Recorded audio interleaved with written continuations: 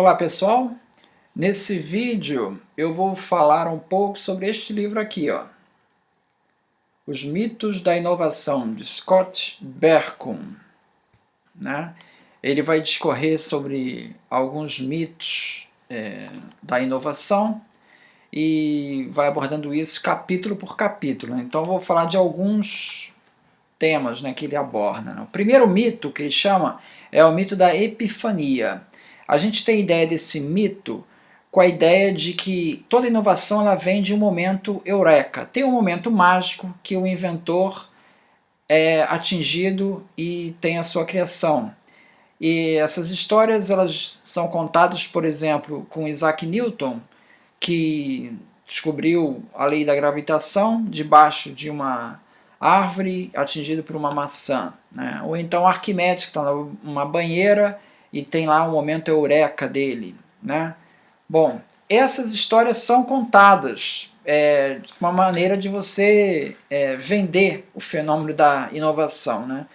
O Tim Berners-Lee, né, que é o inventor da internet, ele tem uma passagem que ele diz o seguinte: os jornalistas sempre me perguntaram qual foi a ideia crucial, qual foi o evento singular que permitiu que a web existisse um dia, quando não a tínhamos antes. Eles ficam frustrados quando eu digo a eles que não houve um momento eureka.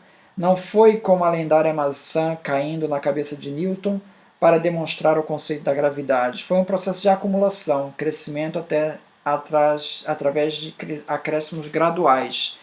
Então, essa ideia de que a inovação vem através de um processo lento, gradual e trabalhoso, ela não é muito atraente. As pessoas não gostam muito dessa história. É uma história muito comum. As pessoas querem o extraordinário, elas querem a epifania. Elas querem ter a ideia de que aquela pessoa foi agraciada com uma inovação. Isso pode acontecer com qualquer pessoa.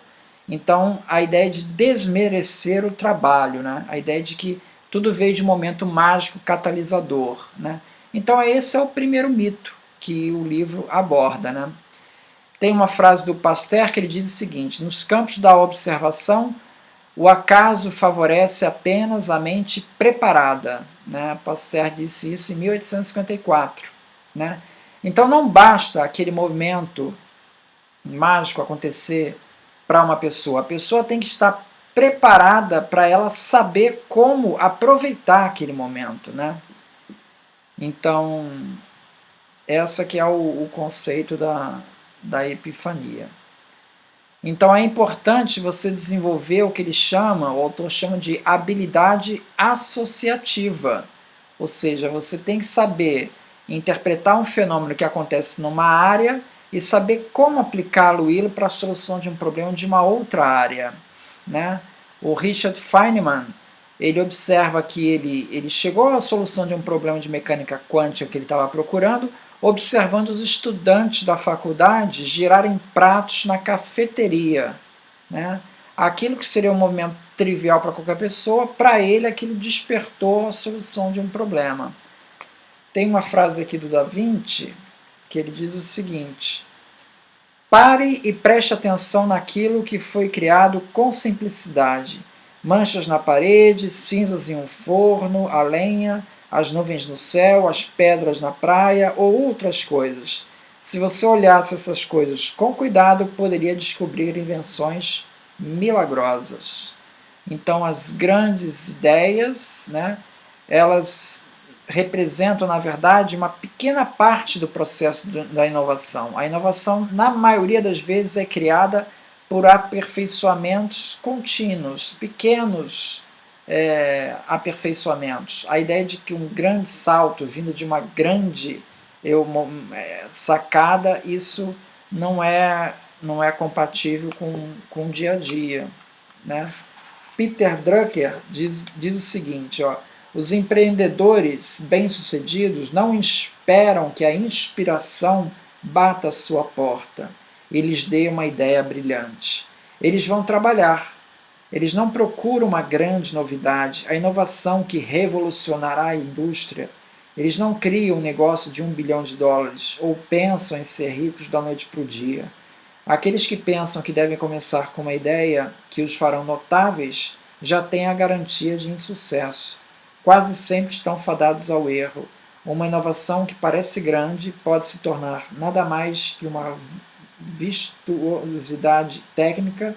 Já uma inovação com pretensões intelectuais modestas, como o McDonald's, por exemplo, pode gerar negócios gigantescos, altamente rentáveis. Então a ideia do trabalho continuado é que está mais compatível com o dia a dia. Segundo mito, a ideia da história linear da inovação. Quer dizer, que a inovação ela é um desencadeamento de invenções, uma sucessiva à outra, cada uma numa mesma linha reta. Né?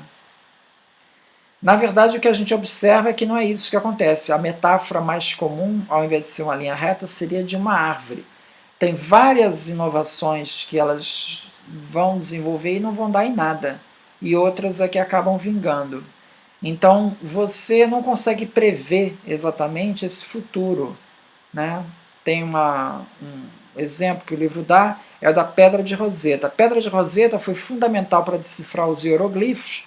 No entanto, na época em que ela foi feita, ela era uma pedra para transmitir uma lei para a população. Ninguém jamais iria imaginar que a Pedra de Roseta ia se transformar no elemento-chave para você decifrar toda a cultura egípcia. Né? De um momento para o outro, a cultura egípcia passou a ficar acessível, tudo em função dessa pedra, que permitiu você entender os hieroglifos. Né? E assim vão várias outras invenções. O Gutenberg, ele morreu na pobreza, ele não foi reconhecido na sua época. Então, várias outras invenções também seguem o mesmo caminho. Ou seja, a ideia de que a história é uma sequência linear, ela não condiz com a realidade. Tá? É a mesma coisa que a evolução humana. A evolução humana não é uma reta em que o Homo habilis deu lugar ao Homo erectus, que deu lugar ao Homo de Neandertal, que deu lugar ao Homo sapiens. Na verdade, são várias ramificações e várias coisas convivendo juntos. O Jorge Basala, ele no livro dele, ele faz essa ligação entre a evolução humana da biologia e a evolução tecnológica. Tá? Terceiro mito. Bom, existe um método para inovação. Bom, esse é um mito. Na verdade, não há forma de se evitar riscos ao fazer uma coisa nova. A maioria das inovações surge de pessoas dedicadas que trabalharam arduamente para solucionar um problema definido. Tá? A curiosidade é outra fonte de inovação. Tá? Um exemplo é o velcro, né, que foi inventado pelo Georges de Mestral, observando os carrapichos que ficaram presos na calça dele. Depois ele pegou aquilo, olhou os carrapichos e viu o formato e pensou em fazer o velcro. Então, existe esse elemento de incerteza no processo de inovação. Né? Quarto mito, as pessoas adoram as novas ideias. Também não é assim, né? Porque as pessoas geralmente aderem às novas ideias quando as outras já testaram. Né? O Thomas Kuhn, na estrutura da Revolução Científica, ele mostra isso. Né? Existe uma grande resistência às ideias novas. Né? E o Clayton Christensen, no Dilema do Inovador, ele fala desse paradoxo. Né? Ou seja, quanto maior o potencial de uma ideia, mais difícil ela encontra alguém que queira testá-la. Tá? Ou seja, a crença de que o passado cega as inovações do futuro.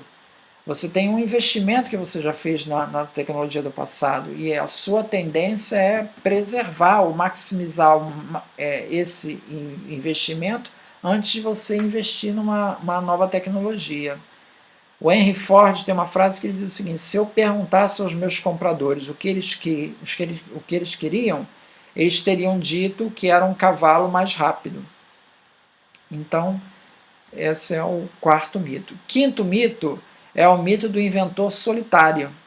Né? A ideia de que Thomas Edison, um grande inventor, na verdade o Thomas Edison ele fez um laboratório de pesquisa, né? e várias das invenções eram acreditadas no nome dele, né? Essa ideia, cada vez mais que a corporação vai assumindo os gastos de P&D, a ideia do inventor isolado vai cada vez mais deixando de ser uma realidade, tá? E mesmo invenções, por exemplo, do microcomputador, né, que a Apple II foi o grande microcomputador que conquistou o mercado em 84. Na verdade, o microcomputador já havia sido desenvolvido no laboratório da Xerox em 1970. Tá? Existe também o caso de invenções que são simultâneas, por exemplo, em televisão nós temos o Paul Nipkow e o Dworkin, né? Então, você tem invenções, por exemplo, a descoberta do oxigênio. Quem foi que descobriu o oxigênio? Foi Lavoisier, foi o Priestley ou foi o Scheele? Cada um observou um determinado aspecto, fica difícil você saber qual dos três foi que realmente descobriu o oxigênio. Então, com os laboratórios de pesquisa, outro ponto, muitas vezes ele suprimiu o crédito individual dos inventores. Você aparece nas patentes, aparece depositante o nome da empresa, e no inventor, quem aparece é o presidente da empresa. E o inventor mesmo, ele não aparece no documento de patente. Então, muitas vezes as invenções das empresas são feitas por uma grande equipe de cientistas e você já se perde ali, você já não sabe quem é. Então a ideia do inventor solitário, cada vez mais ela se afasta da realidade. Sexto mito: boas ideias são difíceis de serem encontradas. Na verdade, os humanos são feitos para encontrar soluções criativas, né? O Einstein disse que a imaginação é mais importante do que o conhecimento. Tá? Então, Linus Pauling dizia que a melhor forma de se ter uma boa ideia é se ter várias ideias. Então, essa questão de você encontrar uma solução, ela está cercada de várias outras tentativas, na verdade é uma infinidade de ideias.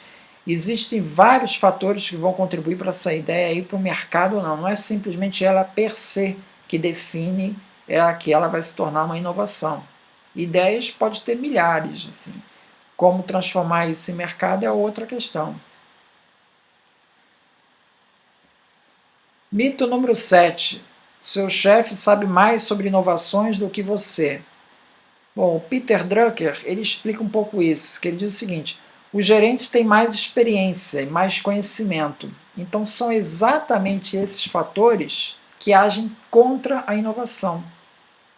São exatamente esses fatores que apresentam maior resistência às novas ideias. Por quê? Porque a pessoa que tem o seu foco nas tecnologias já existentes, ela vai tender a preservar essas tecnologias. Ela vai demorar a aderir. E isso a gente observa, por exemplo, quando surgiu os aviões a hélice, as empresas de aviões a hélice foram as últimas a aderir aos motores de avião a jato. A mesma coisa para as empresas de telégrafo e as empresas de telefones. Né?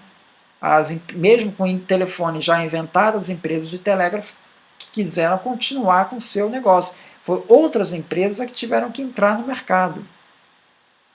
Então, é natural que as pessoas queiram preservar suas posições do que se aventurar no desconhecido.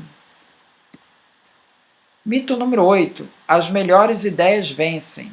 Bom, esse é um conceito que está na cultura, né, dos Estados Unidos, principalmente, onde há uma cultura em torno das inovações, dos heróis, dos grandes heróis fundadores, né?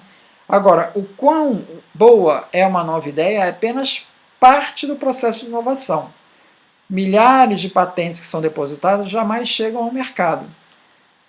Um exemplo que existe é, por exemplo, o teclado. O teclado de computador, ele lá no começo, lá o Scholz, né, ele fez um teclado QWERTY, né? Acabou sendo adotado. Mais tarde, se chegou à conclusão que o teclado QWERTY ele não é o ótimo para você digitar. Você poderia dispor as letras de outra maneira que digitaria mais rápido. No entanto, o teclado acabou ficando. Né? O parafuso Phillips, né? Ele é considerado tecnicamente inferior ao parafuso Robertson e, no entanto, continua sendo usado. Então, o fato de ser a melhor ideia não necessariamente será aquela que vai conquistar o mercado. Outro exemplo é a disputa que teve entre as fitas de vídeo beta e VHS dos videocassetes, né? O VHS acabou ganhando, mesmo a beta tendo uma qualidade melhor, né? Por N razões. Quer dizer, o fato de ter o melhor projeto não necessariamente significa que vai ganhar. Outra questão, outro mito, né? Nono mito. Todo problema é algo necessariamente ruim, que deve ser eliminado. Na verdade, não. Na verdade, o problema, ele faz parte do processo de inovação. E é ele que vai estar sempre fomentando novas soluções. Tá? Então, você identificar um problema, ele é um processo fundamental. Descobrir problemas requer, na verdade, tanta criatividade quanto descobrir soluções. Né? O Einstein dizia, se eu tivesse 20 dias para resolver um problema, eu levaria 19 para defini-lo. Tá? Mito número 10, inovar sempre é bom. Nem sempre. Quer dizer, você tem exemplos de... Muitas vezes você tem uma tecnologia que ela entra no mercado muito cedo e você ainda não conseguiu avaliar direito isso. O exemplo foi o DDT, que ele foi usado como pesticida para matar mosquitos. O objetivo então era acabar com a malária, porque não ia ter mais mosquito. O que aconteceu é que se exterminou os mosquitos, isso trouxe um desequilíbrio ambiental, aumentou a população de ratos, enfim, trouxe um desequilíbrio ecológico. E o DDT, que chegou inclusive a ser recomendado pela OMS, passou de mocinho para vilão, né? Então, muitas vezes você não sabe o impacto de uma inovação. Então, é isso então. Obrigado.